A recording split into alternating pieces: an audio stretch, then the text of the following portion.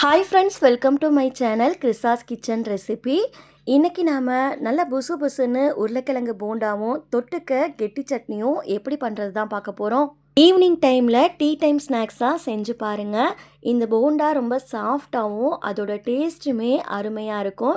இப்போ வாங்க இந்த ரெசிபி எப்படி பண்ணுறதுன்னு பார்க்கலாம். ஃபஸ்ட்டு இந்த ரெசிபி பண்ணுறதுக்கு ஒரு கடாயை சூடுபடுத்திட்டு அதில் 2 டேபிள் ஸ்பூன் எண்ணெய் சேர்த்துக்கோங்க. எண்ணெய் நல்லா சூடானதுக்கப்புறமா இதில் 1/2 டீஸ்பூன் கடுகு சேர்த்துக்கோங்க. கடுகு பொரிஞ்சதுக்கப்புறமா 1/2 டீஸ்பூன் போல் ஜீரகம் சேர்த்துட்டு இதையும் மிதமான தீயில் வச்சு ஜீரகம் பொரியிற அளவுக்கு வதக்கி விட்டுக்கோங்க. அடுத்து இதில் ஒரு சின்ன துண்டு இஞ்சி, 2 பல் அளவு பூண்டை துருவிட்டு சேர்த்துக்கோங்க. கூடவே ஒரு பெரிய வெங்காயத்தை நல்லா பொடியாக கட் பண்ணிவிட்டு சேர்த்துட்டு இதை நல்லா வதக்கி விட்டுக்கோங்க.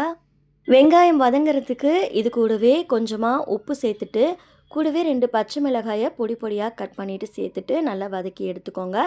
வெங்காயம் ரொம்ப வதங்கிடக்கூடாது, கண்ணாடி பதம் வர அளவுக்கு வதக்கி எடுத்துக்கோங்க. இந்த அளவுக்கு வெங்காயம் வதங்கினதுக்கப்புறமா இதில் 1/4 டீஸ்பூன் போல் மஞ்சள் தூள், கூடவே 1/4 டீஸ்பூன் பெருங்காயத்தூள் சேர்த்துட்டு நல்லா ஒரு டைம் கலந்து விட்டுக்கோங்க. இதை நல்லா கலந்ததுக்கப்புறமா நம்ம வேக வச்சுருக்க உருளைக்கிழங்க சேர்த்துக்கலாம். நான் இன்றைக்கி 2 பெரிய உருளைக்கிழங்க குக்கரில் 4 விசில் விட்டு நல்லா வேக வச்சு அதை நல்லா மசிச்சு எடுத்திருக்கேன். உருளைக்கிழங்க சேர்த்ததுக்கப்புறமா இதை நல்லா கலந்து விட்டுக்கோங்க. கலந்து விடும்போது கரண்டியில் இது மாதிரி அழுத்தி நல்லா கலந்து விடுங்க. அப்போ தான் உப்பு காரம் எல்லாமே எல்லா பக்கமும் இருக்கிற மாதிரி இருக்கும். இதை நல்லா கலந்ததுக்கப்புறமா கடைசியாக இதில் கொஞ்சமாக பொடியாக நறுக்குன கருவேப்பிலை சேர்த்துக்கோங்க. கூடவே மல்லி பொடியாக நறுக்கிட்டு சேர்த்துக்கோங்க. மல்லி இலை கொஞ்சம் அதிகமாக சேர்த்துக்கோங்க, நல்லா வாசனையாக இருக்கும். இப்போ அதை நல்லா கலந்து விட்டுட்டு ஸ்டவ் ஆஃப் பண்ணிவிட்டு இது நல்லா ஆற வச்சுக்கலாம். இது ஆறுற கேப்பில் நம்ம சட்னி ரெடி பண்ணிக்கலாம். அதுக்கு ஒரு மிக்ஸி ஜாரில் 1/4 கப் போல் தேங்காய் சேர்த்துக்கோங்க. கூடவே 2லேருந்து 3 பச்சை மிளகாய், ஒரு பல் பூண்டு, ஒரு சின்ன துண்டு இஞ்சி சேர்த்துக்கோங்க. அடுத்து 1 டேபிள் ஸ்பூன் பொட்டுக்கடலை சேர்த்துக்கோங்க. 1 டேபிள் ஸ்பூன் வறுத்த நிலக்கடலை சேர்த்துக்கோங்க. கூடவே தேவையான அளவுக்கு உப்பு சேர்த்துக்கோங்க. இப்போது இதில் கொஞ்சமாக தண்ணி சேர்த்துட்டு நல்லா நைஸாக அரைச்சி எடுத்துகிட்டு வந்துடலாம். அரைச்சதுக்கப்புறமா அதை ஒரு பவுலுக்கு மாற்றிட்டு தேவைப்பட்டால் தண்ணி சேர்த்துட்டு கலந்து விட்டுக்கோங்க. கடைசியாக தாளிப்புக்கு கடுகு, உளுத்தம்பருப்பு, ஒரு வரமிளகாய், கருவேப்பிலை போட்டு தாளிச்சிட்டு நல்லா கலந்து விட்டுக்கோங்க. அவ்வளோதான், சட்னி ரெடி ஆயிடுச்சு. அடுத்து போண்டாவுக்கு மேல் மாவு ரெடி பண்ணுறதுக்காக பவுலில் 1 கப் அளவு கடலை மாவு சேர்த்துக்கோங்க. கூடவே 1/4 கப்புக்கும் கொஞ்சம் அதிகமாக இருக்கிற மாதிரி அரிசி மாவு சேர்த்துக்கோங்க. 1/4 கப்பு ப்ளஸ் 1 டேபிள் ஸ்பூன் அரிசி மாவு சேர்த்தோம் அப்படின்னா கரெக்டாக இருக்கும். அடுத்து 1/2 டீஸ்பூன் பெருங்காயத்தூள் சேர்த்துக்கோங்க. காரத்துக்கு 1/4 டீஸ்பூன் போல் மிளகாய்த்தூள், 1/4 டீஸ்பூன் காஷ்மீரி மிளகாய்த்தூள் சேர்த்துக்கோங்க. இது காரம் கம்மியாக இருக்கும், அதே சமயத்தில் நல்ல கலர் கொடுக்கும். உங்ககிட்ட காஷ்மீரி மிளகாய்த்தூள் இல்லை அப்படின்னா நீங்கள் ஃபுட் கலர் கூட சேர்த்துக்கலாம். அடுத்து தேவையான அளவுக்கு உப்பு சேர்த்துட்டு ஒரு விஸ்கு வச்சு இதை நல்லா கலந்து விட்டுக்கோங்க. இதை கலந்ததுக்கப்புறமா இதில் கொஞ்சம் கொஞ்சமாக தண்ணி சேர்த்துட்டு நம்ம கலந்து எடுத்துக்கலாம். தண்ணி பார்த்திங்கன்னா நீங்கள் ஒரேடியாக சேர்க்காமல் கொஞ்சம் கொஞ்சமாக தண்ணி சேர்த்து கரைச்சிக்கோங்க. ஃபஸ்ட்டு கட்டி இல்லாத மாதிரி மாவை கரைச்சிட்டு அதுக்கப்புறமா தேவையான அளவுக்கு தண்ணி சேர்த்துட்டு கலந்து விட்டுக்கோங்க. இந்த மாவோட கன்சிஸ்டன்சி பார்த்திங்கன்னா ரொம்ப திக்காக இருக்கக்கூடாது. நம்ம தோசை மாவு பதத்துக்கு இதை கரைச்சி எடுத்துக்கோங்க.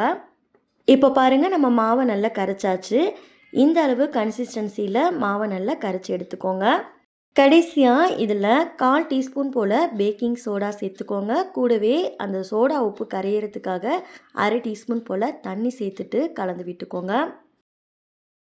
இப்போ பாருங்கள், நம்ம மேல் மாவு ரெடி பண்ணியாச்சு. இது ஒரு ஓரமாக இருக்கட்டும்.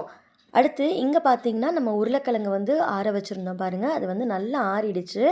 ஆறினதுக்கப்புறமா இதிலேருந்து கொஞ்சமாக கிழங்கு எடுத்துட்டு கையில் இது மாதிரி உருண்டையாக உருட்டிக்கோங்க.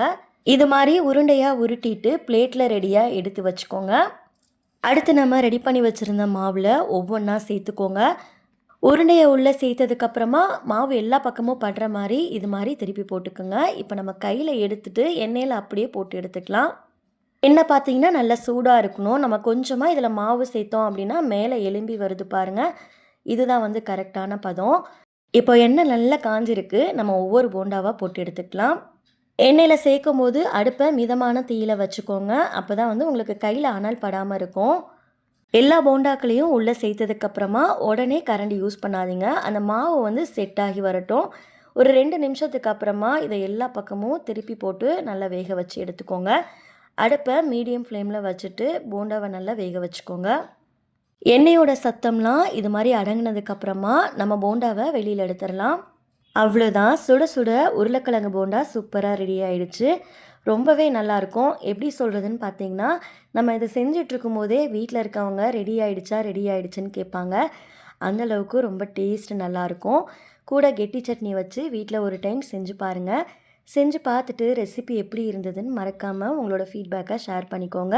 இந்த ரெசிபி உங்களுக்கு பிடிச்சிருந்தது அப்படின்னா லைக் பண்ணிவிட்டு சேனலை சப்ஸ்கிரைப் பண்ணிக்கோங்க. நெக்ஸ்ட் ஒரு ரெசிபி வீடியோவில் பார்க்கலாம். தேங்க்ஸ் ஃபார் வாட்சிங். பபாய்.